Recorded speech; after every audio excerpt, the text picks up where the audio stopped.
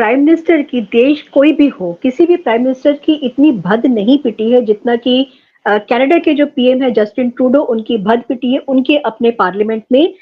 जब वहां की parliament member, European parliament member Christine Andersen ने बोला कि you are a disgrace to any democracy. इसी के बारे में, इस डिसग्रेस के बारे में चर्चा करने के लिए मैंने आज सू सर को इनवाइट किया है। सू सर, आपका बहुत बहुत स्वागत है। नमस्कार। नमस्कार सर, अपनी ही कंट्री में कोई पीएम की इतनी ज्यादा भद पिट जाए या अपनी कंट्री में कोई पीएम इतना ज्यादा इंसल्ट किया जाए तो कुछ तो उसने किया होगा, और उसने जो किया है उस पीएम ने, वो तो सबको पता है। उसी के बारे में मैं आपसे बात करना चाहती हूँ कि जस्टिन ट्रूडो ने अपना जो मजाक जो उड़वाया है वो क्यों उड़वाया है, और क्या उनको डिप्लोमेसी नहीं आती है? क्या उनको नहीं पता कि is the PM of the country, उनको कैसे बिहेव करना है? देखिए, इनके बारे में एलिगेशन लगते हैं कि ड्रग्स लेते हैं, ड्रगिस्ट है, और इसीलिए ये उल्टी सीधी बातें करते हैं। एक टाइम में कुछ, दूसरे टाइम में कुछ। एक टाइम में कहते हैं कि इंडिया से दोस्ती करेंगे, दूसरे टाइम में इंडिया को एक्यूज करते हैं। अब निज्जर को लेकर के एक जो टेररिस्ट था उसको सपोर्ट करते हैं। G20 समिट में आए और पीएम मोदी से बात करना चाह रहे थे कि हम निज्जर के बारे में बात करेंगे। पीएम मोदी ने कहा, भाई मेरे पास ऐसे निज्जर पिज्जर से बात करने का फुर्सत नहीं है। आपको बात करनी है, दोनों कंट्रीज की बात करिए, अपने रिलेशंस की बात करिए, ट्रेड की बात करिए, हम कैसे चाइना को काउंटर कर सकते हैं उसकी बात करिए। ये टेररिस्टों के ऊपर बात करने के पास हमारा टाइम नहीं है। तो नाराज हो गए, 2 दिन तक यहाँ रुके रहे, प्लेन भी खराब हो गया इनका, और वापस चले गए। वापस जाकर के इन्होंने जो इंडियन डिप्लोमेट था वहां पे, जिसको इन्होंने कहा कि रॉ का ऑफिसर है, उसको वहां से निकाल दिया। और उसके बाद इंडिया ने रेसिप्रोकेट किया। पहली बात तो इनको तमीज चाहिए थी कि किसी को निकाल रहे हैं उसको क्यों कहेंगे आप रॉ का आदमी है, क्यों रॉ का ऑफिसर है। इनके फॉरेन मिनिस्टर ने भी ऐसी स्टेटमेंट दी, तो इंडिया ने रेसिप्रोकेट किया और ये कहा कि आप किस चीज पे बात कर रहे हैं। यूएस और 5 आई नेशन, उन्होंने एक स्टेटमेंट दे दी कि जी निज्जर को मारने के पीछे इंडिया का हाथ है, हाथ हो सकता है। इन्होंने भी कहा हमारे पास कोई प्रूफ नहीं है, और उन्होंने भी कहा हमारे पास कोई प्रूफ नहीं है, सिर्फ हम सुनी बुनी बातें कर रहे हैं। किसी के फोन पे सुन लिया बात, जैसे हम कह रहे हैं जी निज्जर को हमने मारा, उसने मारा, जैसे पाकिस्तान कहता है जी रॉ मार रहे हैं पे लोगों को। तो सुनी सुनाई बातें इन्होंने फिर स्टेटमेंट दे दी उल्टी सीधी, वहां पे प्रेस कॉन्फ्रेंस कर दी। तो इनके लोगों ने पूछा आपके पास प्रूफ है कोई? कहते प्रूफ कुछ नहीं है, इंडिया को हेल्प करनी चाहिए। आदमी मरा तुम्हारी कंट्री में, मारा तुम्हारी कंट्री के आदमी ने, और इंडिया का अगर वहां पे रॉ का आदमी था वो भी वहां से चला गया, तो क्या हम सपोर्ट करेंगे, क्या हेल्प करेंगे? आपके पास इतनी बड़ी इन्वेस्टिगेटिव एजेंसी है, आपकी कंट्री के अंदर इंटेलिजेंस भी है, आप उससे पूछिए ना। निज्जर के मरने तक 3 महीने तक कुछ नहीं बोले, और उसके बाद G20 समिट पे इंडिया का यहाँ पे जो परचम लहरा रहा था उसको देख करके परेशान होकर के इन्होंने इंडिया को टारगेट करना शुरू कर दिया। और उसके बाद जब ये बात नहीं आई तो इंडिया ने कहा भाई आपके यहाँ पे 41 डिप्लोमेट, इनको वापस बुला लो।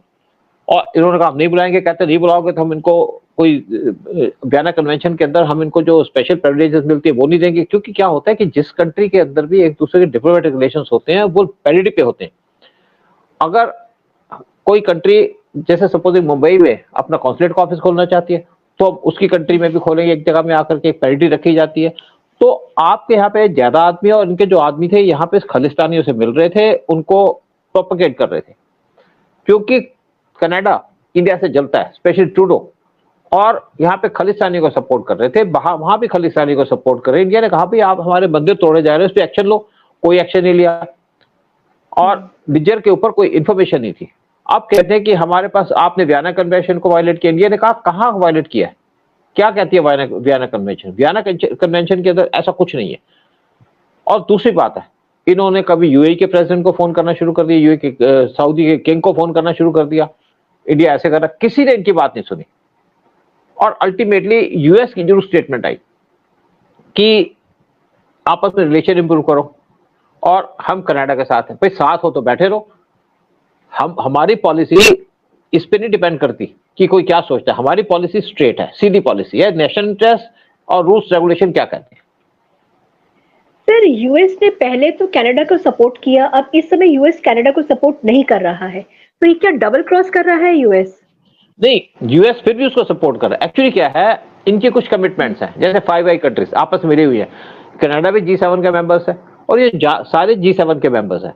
ये साइलेंटली उसको सपोर्ट कर रहे हैं, इंडिया को ज्यादा एक्यूज नहीं कर रहे। लेकिन यूएस का तो हमेशा डबल स्टैंडर्ड रहा ही है। आपने कभी सुना हो कि रशिया ने हमको टारगेट किया, रशिया ने हमारे खिलाफ बात की है?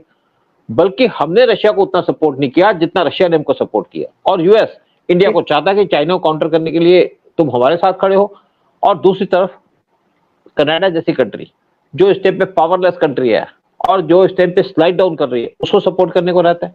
तो इससे रिलेशन में दरार तो आई जाती है ना।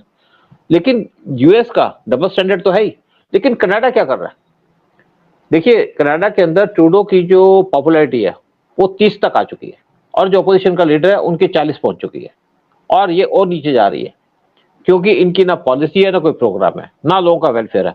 और इंडिया से रिलेशन खराब करके इंडिया ने जैसे इससे पहले कहा था कि हम वीजा नहीं देंगे जो कनाडियन सिटीजन होगा, उससे क्या है, इन्होंने भी रेसिप्रोकल एक्शन शुरू कर दिया। अब क्या है कि इंडिया से कनाडा बहुत बेनिफिट उठाता है, हम भी उठाते हैं। जैसे हमारे यहाँ से स्टूडेंट जाते हैं, वहां पे पढ़ते हैं, वहां पे रहते हैं, क्योंकि कनाडा की पॉपुलेशन बहुत कम है, और वो जो वहां पे रहते हैं पढ़ते हैं उससे इनको फायदा होता है। और एक एक स्टूडेंट हजारों लाखों करोड़ खर्च करता है वहां पे, और इनको जो कनाडा को उससे बेनिफिट मिलता है वो मिलता है $20 बिलियन का। $20 बिलियन सिर्फ स्टूडेंट्स के ऊपर कमाते हैं, और इनको अपनी कंट्री के अंदर लोग चाहिए जो रहे वहां पे। यूरोपियन कोई जाएगा नहीं, क्योंकि उसकी अपनी कंट्रीज है, वहां पे रहते हैं। और अगर कोई जाएगा इंडिया को छोड़ करके तो मुस्लिम जाएंगे, और जहां मुस्लिम जाएंगे वहां तो बवाल हो ही जाएगा। आप देख रहे हैं जहां मुस्लिम जाते हैं वहां बवाल हो जाता है। तो इनकी मजबूरी है इंडिया को लेना। चाइनीज आएंगे तो इनकी कंट्री के अंदर एस्पिनेश करेंगे, नुकसान पहुंचाएंगे, चाइना के फेवर में काम करेंगे, इसलिए चाइनीज को नहीं पसंद करते अपनी कंट्री के अंदर। तो कौन रह गया? इंडियंस। और इंडिया के साथ आप ऐसा बिहेवियर करोगे तो हम क्यों भेजेंगे? अब हमारे स्टूडेंट जो पहले कनाडा जाते थे अब यूएस जा रहे हैं और यूके जा रहे हैं। सर, जो वहां पे खालिस्तानियों ने एकदम से अपना सर उठाना शुरू कर दिया है, और उसकी वजह से कनाडा धीरे धीरे करके मुझे लगता है कि अगर उसको नहीं संभाला गया, नहीं कंट्रोल किया गया, तो बहुत जल्दी खालिस्तान बन भी जाएगा। वही सेम खालिस्तानियों ने पाकिस्तान में भी जाकर बोला है कि पाकिस्तान बनेगा खालिस्तान।